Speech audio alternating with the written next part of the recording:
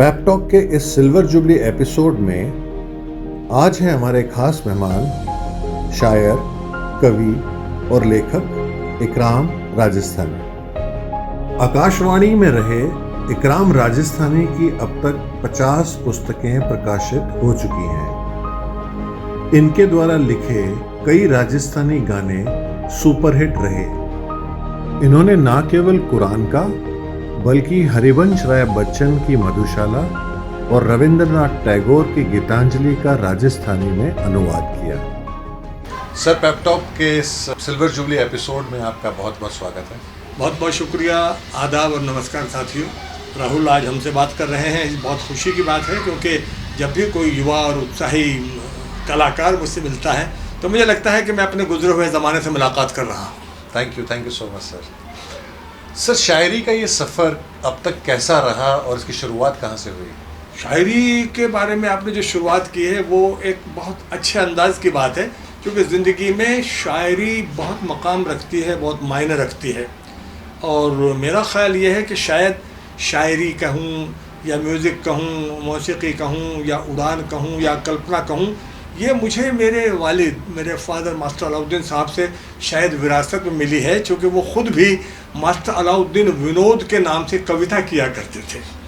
तो ये पता ही नहीं चला कि ये धीरे धीरे जो शायरी के कण हैं ये मुझ में कैसे डेवलप हो गए और आगे जा कर के वो उन्हीं का दिया हुआ सब कुछ उतना मुखरित हो गया कि आज सबसे पहले आपने भी शायरी की ही बात शुरू की।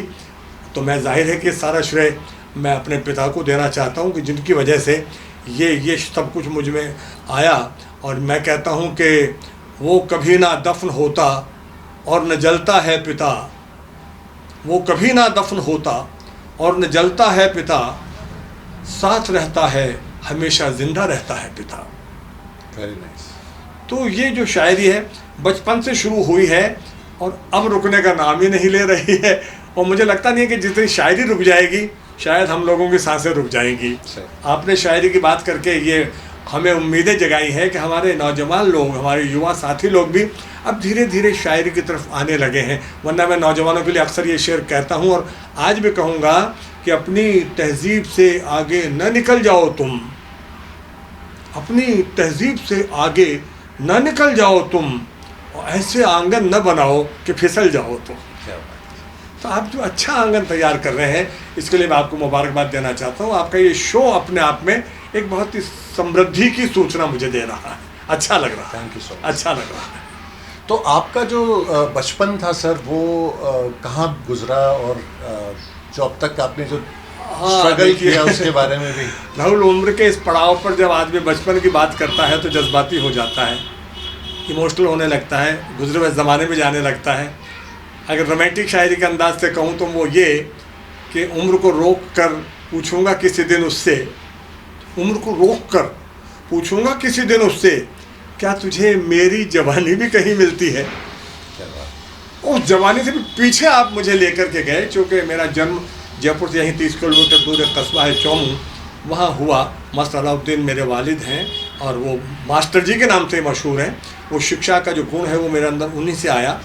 वहाँ वो कालाडा एक छोटा सा गांव है जहाँ वो मास्टर हुआ करते थे, वहीं बचपन में वो मुझे लेके चले गए, वहीं मेरी शिक्षा हुई और जहाँ मैं पढ़ता था मैंने वहीं पढ़ाना शुरू कर दिया। मतलब बहुत ही जद्दोजहद के बाद उस बचपन को आज उस उम्र में यूँ याद करता हूँ, जो मैं आपको शायरी के ज़रिए बताना चाहता हूँ कि नीम के पत्तों पे सावन भी चला आता है, नीम के पत्तों पे सावन भी चला आता है, माँ का लीपा हुआ आंगन भी चला आता है, और ये मेरी उम्र भी मुड़ मुड़ के चली जाती है, गांव जाता हूँ तो बचपन भी चला आता है।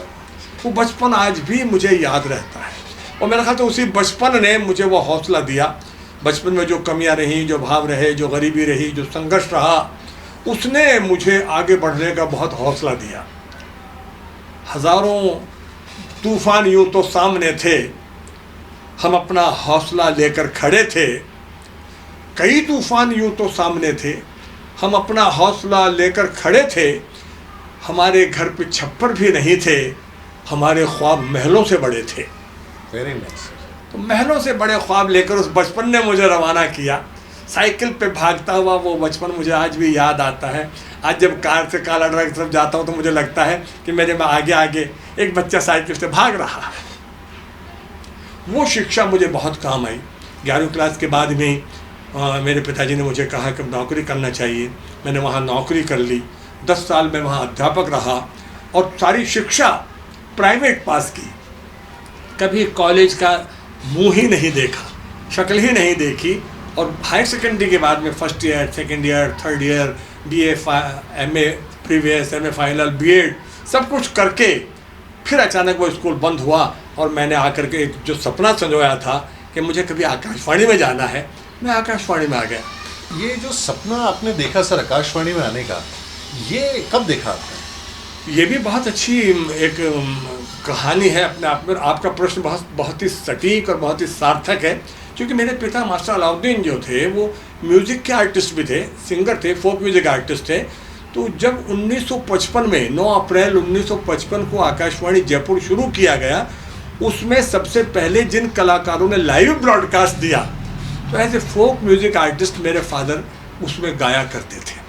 तो बचपन में ही उन्होंने मुझे आकाशवाणी का एक सपना दिमाग में भर दिया। फिर जब मैं कुछ बड़ा हुआ और बड़ा होकर के जब 57 और 58 के आसपास उनके साथ उंगली पकड़ के आकाशवाणी पर आया, यहाँ का माहौल देखा, तो बस एक ही सपना बनाया, या तो किसी कॉलेज में प्रोफेसर बनना है या आकाशवाणी में जाना है। तो वो सपना कहीं अंदर घुमड़ रहा था, उसने बल पकड़ा। और जैसे स्कूल बंद हुई, मैंने कैजुअल अनाउंसर के लिए यहाँ ऑडिशन दिया और ऑडिशन में मैंने टॉप कर दिया और मैं कैजुअल अनाउंसर 2 साल तक काम करता रहा। फिर इसके बाद रेगुलर हो गया। फिर मैंने अपनी ज़िंदगी का सफ़र शुरू किया। उस वक्त यहाँ प्रमोशन के लिए चैनल नहीं था, एग्ज़ाम देना पड़ता था। फिर मैंने एक एग्ज़ाम दिया तो मैं असिस्टेंट एडिटर बन गया। फिर 2 साल बाद एक एग्ज़ाम दिया तो फिर मैं प्रोड्यूसर बन गया। प्रोड्यूसर बन के उदयपुर चला गया। फिर वहाँ से मेरा प्रमोशन हुआ, असिस्टेंट डायरेक्टर बन गया। फिर एक प्रमोशन हुआ, फिर मैं डिप्टी डायरेक्टर बन गया। फिर एक प्रमोशन हुआ, फिर मैं डायरेक्टर बन गया और फिर मैं जोनल हेड, आकाशवाणी का जोनल प्रमुख बन के यहाँ आकाशवाणी जयपुर में काम कर रहा था। और मुझे याद आता था वो ज़माना जब मैं लोगों से कहता था कि भाई चप्पल में पिन लगाकर जिस आदमी ने आकाशवाणी में एंट्री ली वो आकाशवाणी का जोनल हेड बना। क्या बात है। उस मेहनत से फिर मैं आकाशवाणी में काम किया और आकाशवाणी के डायरेक्टर के बतौर मैंने बहुत काम किया, बहुत पुरस्कार हासिल किए। नेशनल कमेंट्री में मेरे उस पैनल में नंबर था जिसमें मैं और जसदेव सिंह जी जैसे लोग बरसों तक 15 अगस्त और 26 जनवरी की कमेंट्री करते रहे हैं। और आज भी मुझे ये कहते हुए गर्व होता है कि आकाशवाणी ने हम लोगों को वो शोहरत, वो नाम, वो यश दिया जिसके लिए शेर ये कहता हूँ कि और क्या मिलता हमें अपनी वफाओं का सिला, हम तुम्हारे नाम से दुनिया में पहचाने गए। इस आकाशवाणी ने हमें वो पहचान दी। तो ये आकाशवाणी तो मेरे दिल की धड़कन है और ये तय है कि जब तक आदमी के पास वाणी है तब तक आकाशवाणी है। क्या बात है। तो इस आवाज़ ने मुझे बहुत कुछ दिया। मैं आकाशवाणी का अप्रूव्ड सिंगर रहा, अप्रूव्ड न्यूज़ रीडर रहा, अप्रूव्ड ड्रामा वॉइस रहा। बेसिकली आप बनना क्या चाहते थे सर? ये बड़ा ही अच्छा सवाल है आपका। हर आदमी अंदर से बहुत उलझन में जीता है। बनना तो मुझे यही था, लेकिन भाग रहा था चारों तरफ। चूँकि तेरा पिब तो में बसे जो पथरी में आग, और अपने पी से मिला जो चाहे तो चकमक होकर लाग। वह आग तो अंदर थी ही। आकाशवाणी ने मुझे एक दिशा दे दी। यहाँ के बाद फिर मैंने कुछ नहीं सोचा, क्योंकि जो मैं चाहता था वो मुझे मिल गया। यहाँ मुझे लिखने का मौका मिला, यहाँ मुझे आवाज़ के ज़रिए as an announcer, as a commentator पूरी दुनिया में आज मेरी पहचान है। वो आकाशवाणी ने ही दी। मैं यहाँ पर ड्रामा वॉइस भी रहा, वो मेरे मन की बात हो गई। शायरी मेरी शुरू से बिल्कुल साथ रही है, तो वो उसने मुझे बहुत परवान पर चढ़ाया। बहुत कुछ लिखा शायरी के लिए, साथ मैंने बहुत काम किया। वो आकाशवाणी में भी लिखने का मौका मिलता रहा, बाहर भी मिलता रहा। तो ये सोने में सुहागा हो गया। जब आकाशवाणी में आया तो इस लिखने में और बोलने में 4 चांद लग गए। इसने मुझे इतना दिखा, पर्सनैलिटी बहुत इम्प्रूव हो गई, बहुत ज़्यादा इम्प्रूव हो गई। और इतनी लोकप्रियता इस आकाशवाणी ने हमें दी है कि जब हमारे साथी और हम आकाशवाणी की रिकॉर्डिंग के लिए कभी ओबी पे आउटसाइड ब्रॉडकास्ट में जाते थे तो गांव के लोग मुझे कहते थे, यार हम आपको छूकर देखना चाहते हैं। आवाज़ ऐसी हो गई थी। दूरदर्शन से आने से पहले आकाशवाणी ही तो था। मैं जो लोगों के लिए एक वो शौक होता था कि यार आकाशवाणी से आवाज़ कैसे आती है। आकाशवाणी अपने आप में सबसे ज़्यादा समर्थ और सफल मीडिया है। मैं इसे देश की सांसें मानता हूँ। ब्रीदिंग ऑफ द कंट्री है ये। देश की धड़कनें हैं ये आकाशवाणी। आज भी जहाँ शब्दों का शिल्प देखा जाता है, शब्दों की कला देखी जाती है, शब्दों के जरिए शब्द चित्र तैयार किए जाते हैं, जो आप जो सुनने वाले जो हैं उनको आप विजुअलाइजेशन करने पे मजबूर कर देते हैं। हमारा श्रोता हमें अपने कानों से देखता है, वो सुन रहा है केवल, तो आवाज़ में तो चूँकि क्योंकि अगर अपना कहा हम खुद ही खुद समझे तो क्या समझे, मज़ा तो तब है जबकि हम कहें और दूसरा समझे यार। तो आकाशवाणी ने तो समझाने का काम किया है, लोगों को बताने का काम किया, बात करने का सलीका आकाशवाणी ने सिखाया है, टाइम की पाबंदी आकाशवाणी ने सिखाई है। आज भी मैं महसूस करता हूँ जब कहीं जाता हूँ, आज समारोह में मुझे लोग बुलाते हैं, साहब देखिए 8 बजे प्रोग्राम शुरू हो जाएगा, आप ज़रूर आ जाइए, तो मैं 7:45 बजे चला जाता हूँ। तो कई बार लोग मुझे कहते हैं भाई साहब टेबल इधर हटा दीजिए, मुख्य अतिथि के लिए टेबल सरकार नहीं है। बाद में पता चलता है कि यही तो मुख्य अतिथि है जो टाइम पर आ गया। तो मैं ये कहना चाहता हूँ आकाशवाणी से हमें सीखना चाहिए कि समय बहुत कीमती चीज़ है, टाइम इज़ मनी।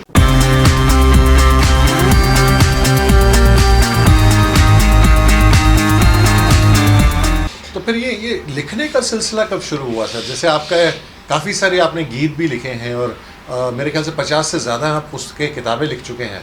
बहुत सही कहा आपने, क्योंकि लिखने का तो जो मेरा शौक़ है वो बचपन से ही है। मैं जब तक 10वीं 11वीं क्लास में था तब से मैंने कविताएं लिखना शुरू कर दिया और मेरे गीत अखबारों में छपने लग गए बहुत पुराने। जब मैं इतने कविताएं लिखने लगा तो हज़ारीलाल शर्मा एक राष्ट्रदूत के संपादक हुआ करते थे, मालिक थे वो उसके।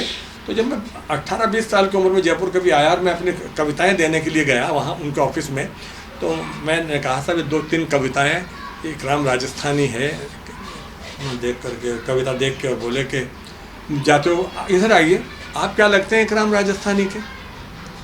मैंने कहा नहीं लगता नहीं हूँ, मैं हूँ खुद ही इकराम राजस्थानी। तो वो खड़े होकर बोलने लगे भाई तुम्हारे गीत में पिछले 6-7 महीने से छाप रहा हूँ और मैं समझता हूँ कोई बहुत ही मेच्योर्ड कवि कविता लिखता होगा। ये बचपन से है, शुरू से मेरा ये शौक़ है। मैंने इतने गीत लिखे, हिंदी में लिखे, राजस्थानी में लिखे और वो इतने पॉपुलर हुए, काफ़ी गज़लों के संग्रह हुए। वो गज़लों के संग्रह आपने अभी किताबें देखी हैं, मैं आपको और भी दिखा दूँगा। फिर मेरे किताबों ने बहुत शोहरत भी हासिल की है और शायरी ने तो बहुत ही मुझे आगे पहुँचाया है। शायरी के ज़रिए तो ये समझ लीजिए कि मेरी दुनिया ही बदल दी।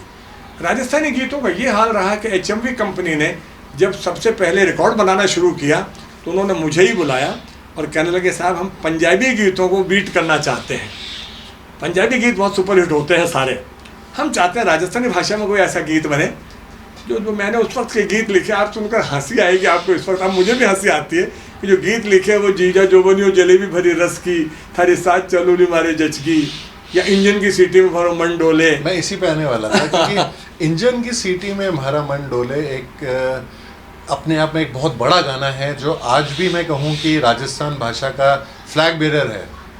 बिल्कुल सही। उसके काफ़ी रीमेक्स भी बने, तो वो कैसे हुआ? और वो ये हुआ कि हमारे फादर भी इस फोक के गीत की जो लाइन है, ये फोक है कोई बहुत पुराना, इसके पहली लाइन ये इंजन की सीटी में मारो मन डोले। हमने उसी फोक की लाइन को उठाया, उस पर कुछ 2-3 गीत लिखे। एक लड़की को देखा कि एक लड़की आ रही है, गांव की लड़की पहली बार ट्रेन में बैठ रही है, उसको कौतूहल हो रहा है। तो वो गीत को जब मैंने उतारा तो राजस्थानी भाषा में बहुत अच्छा लगा लोगों को, लेकिन फिर भी लोगों ने इसे लोकगीत ही समझा कि यार ये कोई लोकगीत है। धीरे धीरे पॉपुलर इतना ज़्यादा हुआ कि हिंदी फिल्म वालों ने इसे अपनाया। तो म्यूज़िक डायरेक्टर स्नेहा खान बोलकर मेरे पास आई और बोली सर एक गीत है इंजन की सीटी मारो मन डोले, हमने सुना है कि उसके राजस्थानी बोल आपने लिखे थे। मैंने कहा लिखे तो थे लेकिन लोग मानते कहाँ है, वो थोड़ा लोकगीत बज रहा है, कोई इकराम साहब का ही तो नहीं है ये। कि नहीं सर हम चाहते हैं आप पंचलाइन यही ले लें और हिंदी में भी इसको तैयार करें। तो फिर वो सोनम कपूर की जो खूबसूरत फिल्म आई है उसमें उन्होंने किया। हालांकि इसमें उन्होंने उसको अपनी पॉपुलैरिटी के लिए मन की जगह बम बना दिया, तो वो अच्छा नहीं लगा मुझे भी। लेकिन वो गाना as it is super hit ही रहा और अब वो गाना मेरे नाम की पहचान बन गया है। और मुझे कहते हुए खुशी होती है कि राजस्थानी फिल्मों का जो 40 साल का 50 साल का इतिहास है, उन फिल्मों में कोई गाना इतना हिट नहीं हुआ जितना ये एक गाना हिट हो गया। बिल्कुल सही कह रहे हैं सर। तो सर ये इसी पे मैं आने वाला था कि जैसे आपको क्यों लगता है ऐसा कि जो पॉपुलैरिटी बाकी रीजनल लैंग्वेजेस को मिली या उनके फोक म्यूज़िक को मिली या पंजाबी गानों को मिली या गुजराती गाने या महाराष्ट्र, मतलब हर स्टेट में अपने रीजनल लैंग्वेजेस के गाने बहुत चलते भी हैं, तो राजस्थान के गाने इतने चले क्यों नहीं? नहीं, राजस्थान के गाने के नहीं चलने की एक तो वजह ये रही कि हमने कभी इसकी स्टैंडर्ड लैंग्वेज का उसको बैनर ही नहीं दिया। मारवाड़ी लोग अपने हिसाब से गाते रहे, ढूंढाड़ी भाषा के लोग अपने हिसाब से गाते रहे, और वागड़ी के अंदर गा रहे हैं, शेखावाटी में। ये छोटी छोटी बोलियों ने इतना वर्चस्व बना लिया कि वो पूरी राजस्थानी लैंग्वेज छोटे छोटे हिस्सों में बट के रह गई। मतलब वो जो नेशनल लेवल या स्टेट लेवल की एक मान्यता इसे मिलनी चाहिए थी, वो इसको नहीं मिली। मेरे गानों में ये ख़ास बात ये आई कि वो जो मैं गाना लिखता था राजस्थानी भाषा का, वो गाना तमाम जगह, डूंगरपुर में भी उतना ही गाया जाता था, तो कोटा में भी उतना ही समझा जाता था, उदयपुर में भी इतना ही समझा जाता था, भरतपुर में भी। हर आदमी जिसको समझ रहा था वो राजस्थानी गाना हिट इसलिए हो, मतलब मैं दावे के साथ कह सकता हूँ और सब गानों के बजाय सबसे ज़्यादा अगर लोकप्रिय हुए हैं गाने तो वो मेरे लिखे हुए हैं। तो यही बात राजस्थानी भाषा की मान्यता के साथ है। अगर हम इन सारी डायलेक्ट्स को मिला करके एक ज़बान बना लें, एक भाषा बना लें, सिंपल राजस्थानी बना लें, बोलचाल की भाषा बना लें, तो वो राजस्थानी अब भोजपुरी के लोग आज हिंदी गीत फिल्मों पर छाए हुए हैं, राजस्थानी भाषा नहीं आ रही है। उसकी वजह यही है कि हम इसको उस बैनर के नीचे लेकर काम नहीं कर रहे हैं। हमें सोचना पड़ेगा, आप जैसे फिल्म मेकर्स को भी सोचना पड़ेगा, जो राजस्थान के फिल्म मेकर बॉम्बे में जाके काम कर रहे हैं उनको भी सोचना चाहिए, गवर्नमेंट को भी सोचना चाहिए कि इस राजस्थानी भाषा के लिए या इसके गीतों के लिए या इसके गीतकारों के लिए हम वो उनको सहायता दें, वो सहूलियतें दें, वो सुविधाएं दें जो दूसरे स्टेट्स में दी जा रही हैं, तो ये भाषा भी आगे आ सकती है, कोई वो नहीं है। अरे एक बात समझ लीजिए, आपके राजस्थानी भाषा जो है वो कोई सरकारी मान्यता की मोहताज नहीं है। सही बात है। भाषा तो हमेशा आचरण से चलती है, व्याकरण से नहीं चलती। बिल्कुल, बहुत बहुत बड़ी बात कही सर। भाषा हमेशा व्याकरण से नहीं चलती है, आचरण में अगर आपके ये है। एक और कारण समझ में आता है राहुल, आप तो चूँकि खुद भी फिल्म के एक्टर भी हैं और फिल्में बनाते भी हैं और राजस्थानी भाषा पे इतना काम भी कर रहे हैं, मेरा मानना ये है कि इस राजस्थानी भाषा के लिए हम सब ने मिलकर के कभी सामूहिक प्रयास भी नहीं किया। सही कर रहे हैं। हम अलग अलग अपने अपने लेवल पर सारा ये काम करते रहे हैं, कभी एकजुट होकर के इस काम को करने की बारी नहीं आई है। हम सब मिलकर अगर प्रयास करें तो ये भाषा भी आगे आ सकती है और इसे आना चाहिए। मिसाल के तौर पर राजस्थानी भाषा का मैं आपको काम बताऊं, मैंने जो काम किया है, पवित्र कुरान शरीफ का हिंदी और राजस्थानी भाषा में संक्षिप्त काव्य का अनुवाद मैंने किया है। दुनिया में आज तक किसी ने किया ही नहीं है। बताइए, राजस्थानी भाषा में कोई कर रहा है ऐसा काम? जिसका लोकार्पण राष्ट्रपति डॉक्टर शंकर दयाल शर्मा जी ने दिल्ली में किया। और वो अपने आप में बड़ा कहना चाहिए कि मोन्यूमेंटल काम है, बड़ा ऐतिहासिक काम है। लेकिन अफसोस ये है कि ऐसे कामों को राजस्थानी भाषा में यहाँ मान्यताएं नहीं दी जा रही। गुरुदेव रविंद्रनाथ टैगोर जिनको 1913 में नोबेल पुरस्कार मिला, अभी हमने 2013 में उनके लिए गीतांजलि को राजस्थानी में अनुवाद किया। बिल्कुल सर। तो अभी रिसेंटली अभी गाना भी आपका जो जिसमें मैंने भी काम किया था अरे आपने इतना अच्छा काम किया, मैंने उस वक्त भी बहुत तारीफ़ की उस गीत की, आज भी मैं तारीफ़ कर रहा हूँ। देखिए, राजस्थानी भाषा में मेरे जो गीत हैं वो अलग अलग तरह के टॉपिक्स पे गीत लिखे हुए हैं, लेकिन जो गीत आपने किया है वो मेरे दिल के सबसे ज़्यादा नज़दीक गीत है। एक बहन और भाई की प्रेम की बात हो रही है। एक बहन अपने भाई के विरह में याद कर रही है उसको रक्षाबंधन के दिन। वो बहुत ही मशहूर गाना हुआ है। तो ये गीत आपने बहुत अच्छा याद दिलाया। इस गीत को हमने लिखते वक्त भी और कई बार उसको गाते वक्त भी हमने लोगों की आंखों से आंसू बहते हुए देखे हैं। संदेशो हरा बीरा ने दीजे काली बादली। भाई, हो सके तो इस गीत की पंक्तियां आप अपने कार्यक्रम में शामिल जरूर कीजिएगा। संदेशो हरा बीरा ने दीजे काली बादली, अब तो आंसुड़ा से भरेगी थाली बादली। संदेशो हरा बीरा ने दीजे काली बादली, संदेशो हरा बीरा ने दीजे काली बादली, संदेशो हरा बीरा ने दीजे काली बादली। चूँकि वो हल्के फुल्के गीत तो मैं लिखता ही हूँ, लेकिन ये जो गीत है ये मेरे दिल में भावनाओं के तौर पर बहुत ज़्यादा प्रिय गीत है। और आपको मुबारकबाद, जब मैंने रिलीज़ किया था इस गीत को तब भी दी थी, आज भी दे रहा हूँ कि ऐसे गीत और ज़्यादा बनाइए ताकि लोगों में कुछ भावनात्मक संबंध पैदा हो सकें। और लोगों को समझाइए कि टूटे हुए गिलास या गुलदान की तरह माँ बाप नहीं होते हैं सामान की तरह। कुछ दिन के बाद खुद ही चले जाएंगे उठकर, घर में बुजुर्ग रहते हैं मेहमान की तरह। तो आपने इतना अच्छा टॉक शो जो कर रखा है, उसमें जिन लोगों का आप ले रहे हैं, मैं उन सब लोगों की तरफ से ये कहना चाहता हूँ कि आपने इस पड़ाव पर आकर के हम लोगों को जो एक मकाम दिया है, वो वास्तव में बहुत शुभकामना का काम है, दुआओं का काम है, आशीर्वाद का काम है कि इस तरह के टॉक शो करके आप समाज में एक अच्छा वातावरण तैयार करने की कोशिश कर रहे हैं। Thank you so much sir. Last में सर चलते चलते बस मैं एक आपसे ये, यंगस्टर्स जो आज के हैं उनको क्या एक मोटिवेशनल बात कहना चाहें? देखिए, बनना तो हर आदमी कुछ ना कुछ चाहता है और सपने सभी देख रहे हैं, और उनके लिए एक छोटा सा शेर तो पहले ये सुनाता हूँ कि नींद में यूं न भाग कर देखो, सपने देख रहे हैं ना, नींद में यूं न भाग कर देखो, ख्वाब देखो तो जाग कर देखो। क्या बात है। जागी आंखों के सपने बहुत कामयाब होते हैं। नींदों में तो बहुत से लोग कोई राजा बन गए और महाराजा बन गए और नदियाँ बह गई, पहाड़ आ गए। जागे हुए जो लोग ख्वाब देख रहे हैं, तो दोस्तों उनके लिए मैं ये कहना चाहता हूँ, नौजवानों के लिए एक तो शेर ये सुनाऊँगा कि अपनी तहजीब से आगे न निकल जाओ तुम, और ऐसे आंगन न बनाओ कि फिसल जाओ तुम।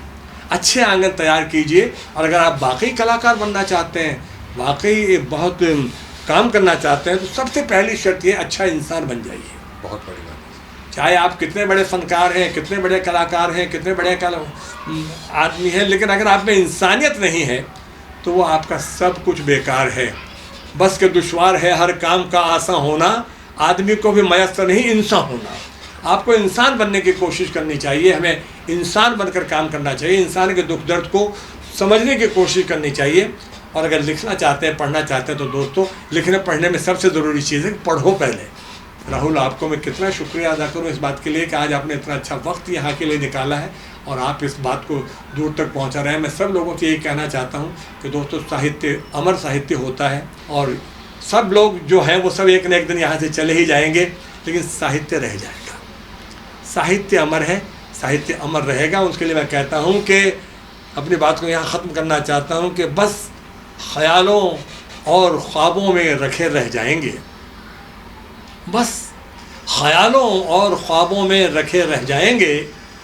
दोस्तों, हम भी किताबों में रखे रह जाएंगे। दोस्तों, हम भी किताबों में रखे रह जाएंगे। लाख ढूंढोगे नज़र आएंगे ना तुमको मगर, लाख ढूंढोगे नज़र आएंगे ना तुमको मगर, बन के खुशबू हम गुलाबों में रखे रह जाएंगे।